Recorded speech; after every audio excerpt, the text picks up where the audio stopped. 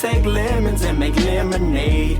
We make homes out the beds we made. I heard that there's forgiveness for anything, but if I ain't sorry, how can I be saved? Disclaimer. I'm gonna be talking about some heavy stuff. I just want y'all to know, everybody not gonna agree with me. The intention behind this is not for you to necessarily agree with me, but really to give you something to think about on a deeper level than what we normally do.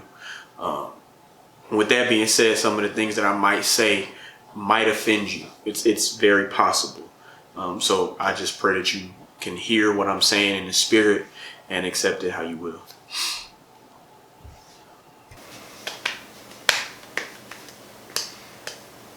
Do you wanna open?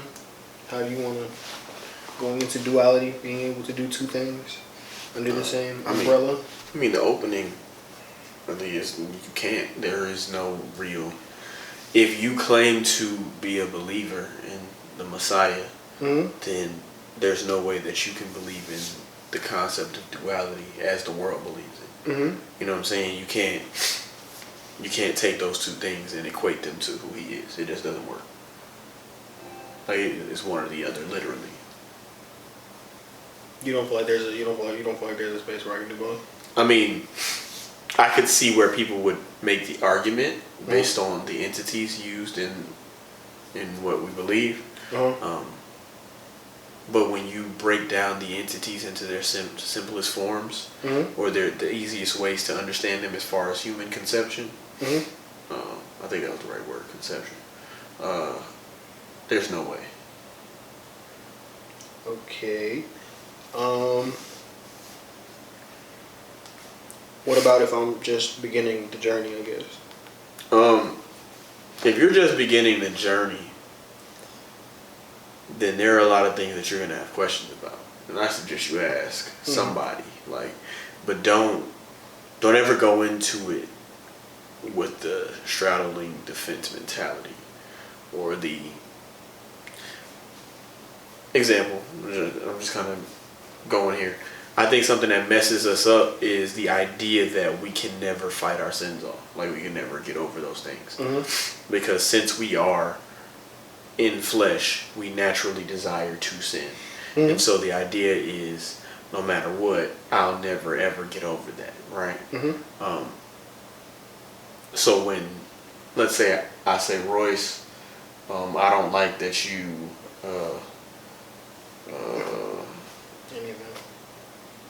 drink excessively. Okay. You would then get defensive and say, well, I didn't say nothing to you when you was smoking weed last week. You know what I'm saying? Okay. And then it's like, it creates this air where I can't tell you anything because I have at some point in my life sinned. And so somehow I'm not worthy to speak to you on that level. Does that make sense? This is what duality causes, because the idea is there's a good part of me, and there's a bad part of me. And these two things have to coexist, right? But in the Messiah, in his kingdom and his beliefs, yes, humans, we have the spirit man and the flesh. And so they do live together, but they don't coexist. They cannot coexist. Because while one is thriving, the other is dying. That's just how it goes. The actions that you choose in one kill the other. So there is no duality. Does that make sense? Like everything, like when you put it all together, like does it actually tie in and it actually sounds cool? Go ahead. Yeah. That being said, how do I want to ask that? He about to try to throw a curveball. I'm not. My goal is not to throw curveballs. My goal is just to, because everybody's growing, obviously. Nobody is perfect. We're not perfect. The goal is just to give people something to listen to, a word, if you will.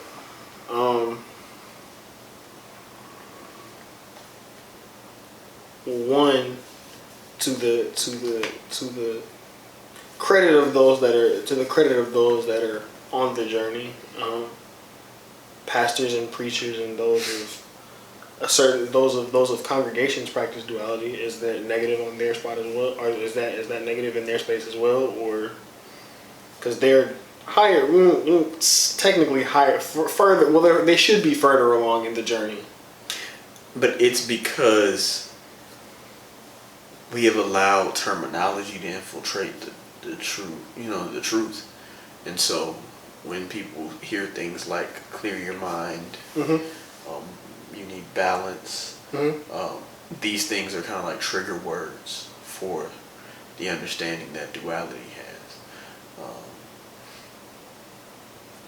I don't know if that like really answers what you're trying to say, but that's really where that stems from. So it's like their practice might not even necessarily be all the way intentionally a practice on duality, but it's like the concept of duality has entered and infiltrated what they believe naturally, based on some of the small things that they choose to do or participate in. Okay, in that vein, if I meditate, I can't. Is there a way for me to meditate on God or the Most High, or however you may? Or do you feel like those two things begin to, or one can't exist without the other? I feel like there's a difference between the meditation that is required in the Most High and the meditation that is required in other belief systems. Okay. Like if we take what you're referring to, if I'm not mistaken, that meditation calls for you to clear your mind. And that meditation calls you to be one with yourself, which would then lead you to embrace both good and bad aspects of you in order to meet in the center as one being, right? So there's a certain oneness to it that is very appealing, you know what I'm saying? Because the Father is one yet three, but one, you know what I'm saying, of one mind. What we have to understand is a house divided against itself cannot fall, right? Wait, divided against itself cannot stand. I'm sorry, wrong word.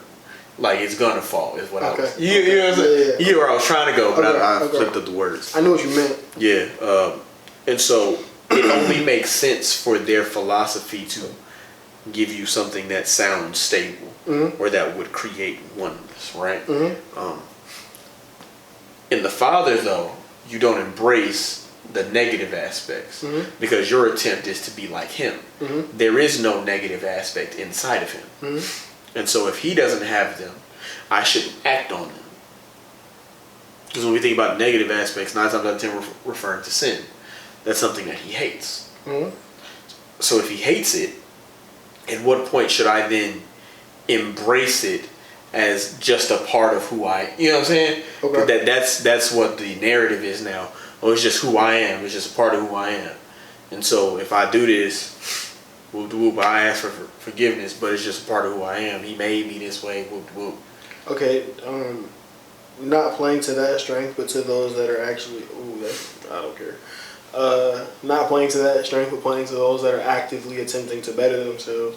Do you not feel like that oneness is going to that what meditation calls you to focus on? Do you not feel like that's a step that of in itself of gaining that certain level of spirituality, if you will? It's just kind of weird because when you clear your mind, you're not thinking about actually taking those steps. You know what I'm saying? Okay. Because your desire is to remove what's on your mind at that time.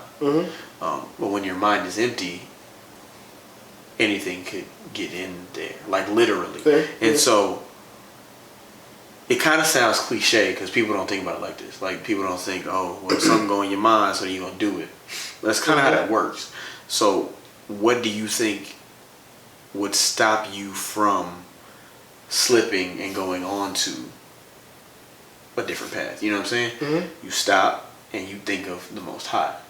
So to meditate on Him would be to literally think of Him and to view your life through His lens. See what He wants you to do. See how He would do certain things or what He has planned and in store. And so when you keep your mind on His things and the things of Him, then your walk will be different because you will walk according to what he thinks as opposed to what you think. Okay. You know what I'm saying?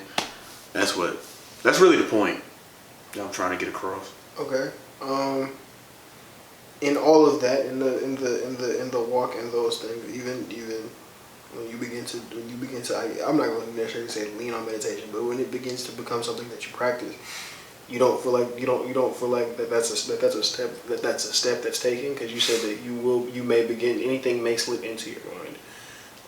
If something slips into your mind, you don't feel like that's another step, that of it itself. That's one of those things that let's say you're meditating and something negative enters your mind, or you enter a negative space. You can begin to use that, or I guess use that as an aspect of, I was trying to clear myself, get to a oneness, or praying, I guess. I was trying to clear my mind of the negative aspects, and as I emptied my mind, that negativity entered. You don't feel like all of that, I'm not necessarily gonna say all of it's on the same path, but with the final goal in mind of being at a high spiritual level or in a good relationship with Christ, you don't feel like that's a step at any point. It's like this. Meditation requires you to clear your mind of those things. Do you see what I'm saying? I understand that. But the goal isn't for me to do it, because if I could personally, legitimately do it myself, what would I need the Father for? Okay. So our understanding has to be that we cannot remove this thing from us. Otherwise, we probably would never have gotten to the point where we feel it in the first place. If we didn't, you know what I'm saying? Because we don't desire, naturally, people don't desire negative emotion. Okay. And so, since negative emotion comes, where does it come from? Right? Since we know that it's coming from somewhere, then it's not the Father, because the Father is all good. That means that whatever this is not good for us. Okay. And so by me clearing my mind and not focusing on him, I then make space for this. Now, since I made space for it and nothing else was there to combat whatever was there, I think I can handle it because I'm one with myself. But I can't handle it because it was never built for me to handle on my own. And he never told me to handle it by myself. He told me he would be with me. It's kind of like, it's a trick. It's really weird and really subtle. It's just like, hey, you're fine. Something small and something slight. You can do that. You got it. But you don't need nobody. And you hear that, and you subconsciously forget about the one who created you. That's fair. So then you're like, I got this. I can do this. I've been victim of that. You don't feel like that. You don't feel like that's working alarms in self-confidence. And what were you about to say? I thought you was about to try to make fun of me and say trauma, cause Chick-fil-A. Oh no. Do it myself. No. That's what I got. I try not to. Trauma gonna have to be a whole second. You might have to. That might actually be your episode. Because yeah. We got a Royce episode, everybody. Trauma's crazy. I digress. But no. Well, one, how far in your mind does duality extend? Because it's not just in yoga. I mean, in meditation, but also in things like I've heard you say things like yoga, things like. Duality is in just about everything. Like they put little pieces of it into different shows. It's in most belief systems. What belief system is Avatar: The Last Airbender based on? Would it be Buddhism? Yeah. Or does it have a lot of Buddhist? I think it's good. Avatar has Buddhist ideals. Naruto has Buddhist ideals. And you know there's duality in Naruto. You see it all over the place. But even in The Legend of Korra, they really touched on the serious level of duality concerning the Avatar. How there was a spirit, Rava, and Vatu. Rava was the light spirit, and Vatu was the dark spirit. And so when Korra had to fight them, she had to fight Vatu to suppress the darkness. But the darkness still couldn't be destroyed. It had to still exist. which means that there has to be a coexistence of those things. You know what I'm saying?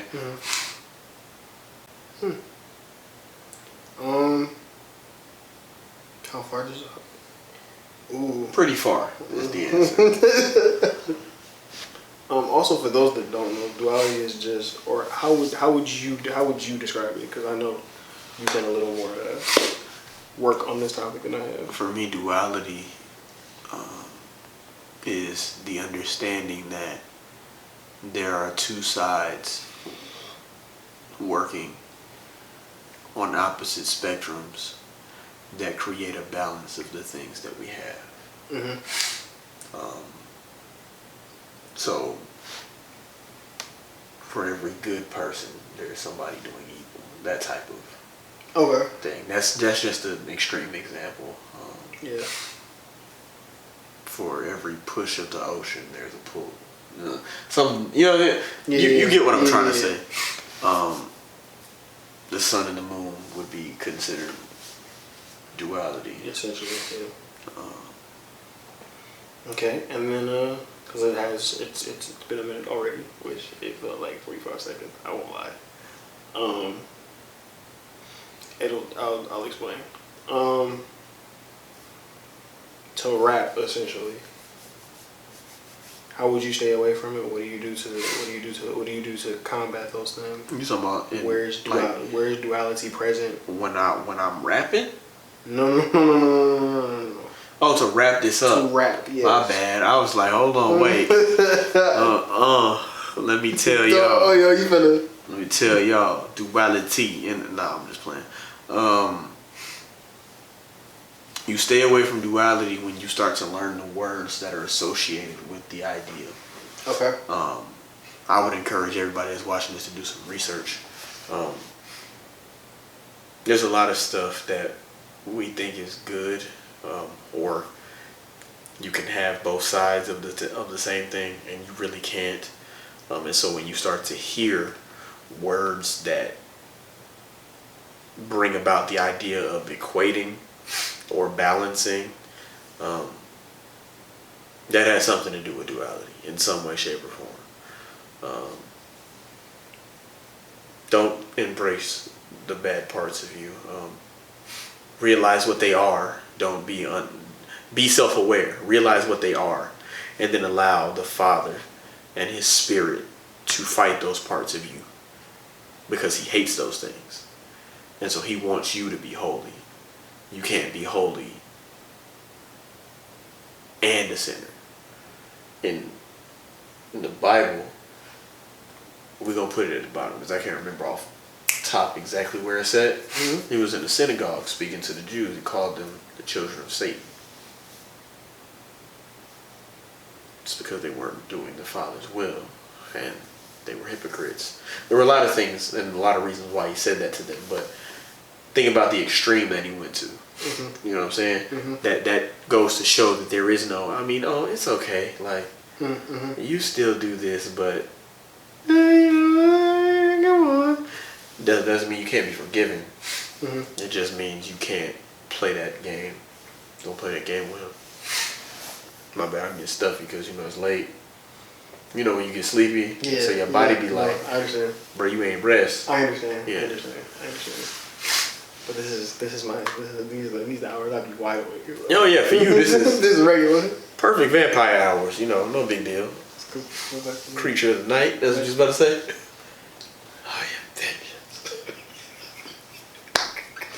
Okay, well, before you get off topic, I really hope you enjoyed the episode. Please leave a like, comment, and subscribe. He's not colorist. We just this the relationship that we have. Y'all ever see Batman the animated series? All right. This is getting out of hand.